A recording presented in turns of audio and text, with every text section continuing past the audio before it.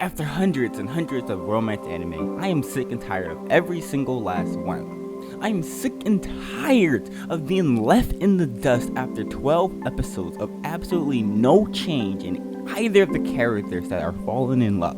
It is getting irritating and a waste of my time to even put effort into watching certain anime. Now, the anime in question is more than a married couple, but not lovers. And as the name applies, it is going to play with your heart and not let the people in the anime do anything that is couple related. Potential. Potential is the single most biggest word when it comes to why these romance animes are letting down their fans. They give us the great groundwork in the background to have a great romance ending, and yet they never get there. This is Jiro, or the main character for our story that we're about to unfold. Now, Jiro is the typical weeb. He plays a Game Boy, his friend plays a Game Boy, and they have no social status whatsoever. Now, why is this important? For those of you that might say this is random, it's not. The whole point of this is to give us a main character that is similar to the average person that is watching the actual show at hand, and then give us a girl or the opposite sex, whatever it may be, that is completely opposite of this. Someone super popular, someone that's in a whole totally different league or world than our main character. This is Akari. Or, for those of you that probably figured it out already, she is the popular girl in our story who will never fall in love with the main character. She will be the literal evidence of just how much the characters can and will actually change from episode 1 till the end. Now, to describe their relationship from episode 1, Jiro does it better than I could ever. I hate girls who talk like they're on a teen drama.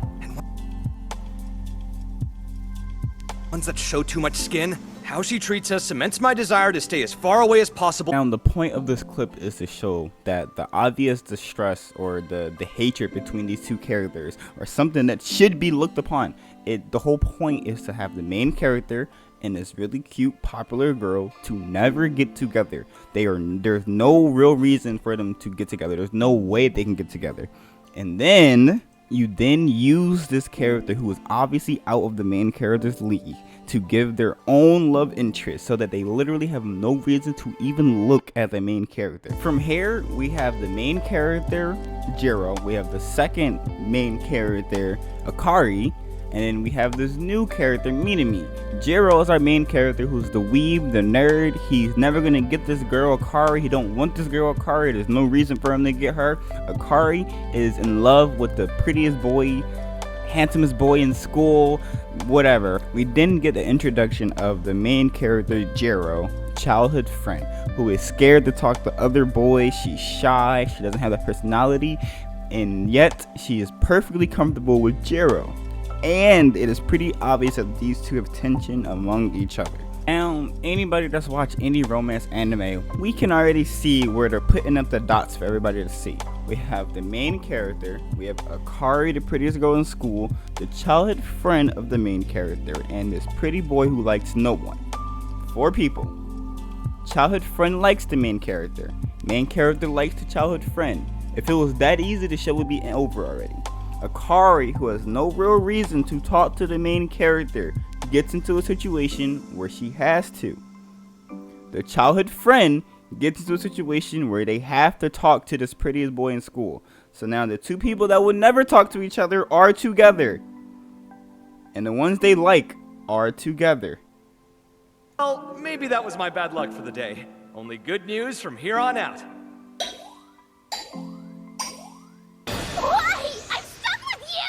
And there you have it. You have the potential. We have a pretty obvious, straightforward who they like and who they could like.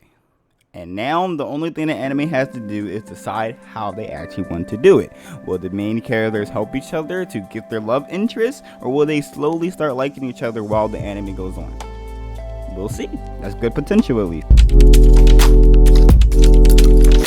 Now, the drop of this anime is where it excels and fails. The whole point of the anime is for the characters or the students in the school that they go to practice this marriage test, basically. And the whole anime is for them to be put with random partners, which is our main character Akari and their in their love interest together, right? The whole point is for them to practice being a married couple as if they were actually married.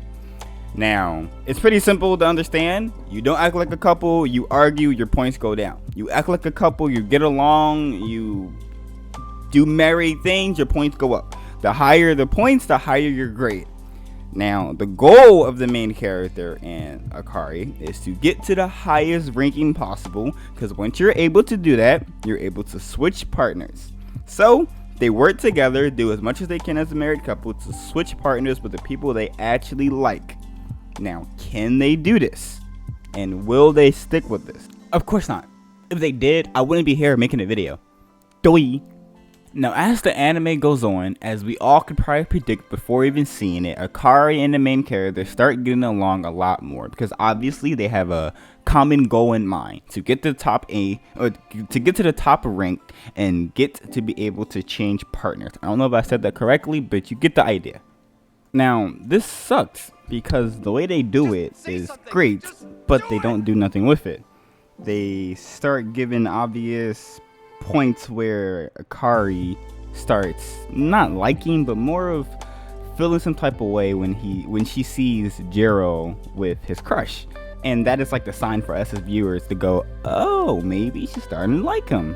Whatever. And then the same thing going with Jiro seeing Akari with her crush. So it's like we obviously are having signs that the two main characters are, there's some potential. Back with step one, which is potential. Now, the drop with this is they keep going back and forth with this. Do they like each other? Do they not like each other? Do they still like their crush? Do they not like their crush? And that brings us to step number 3. It sucks to say, but they gave us some amazing moments where both the main characters show great interest in each other, or at least a hint of that interest in each other, and yet they will never get closer. You see, the last episode, and I will say it right now before you get here, it is a spoiler what I'm about to say, but the last episode, they don't take responsibility for anything that happens in the anime. We have the main character who shared a moment with his childhood friend who literally kissed her.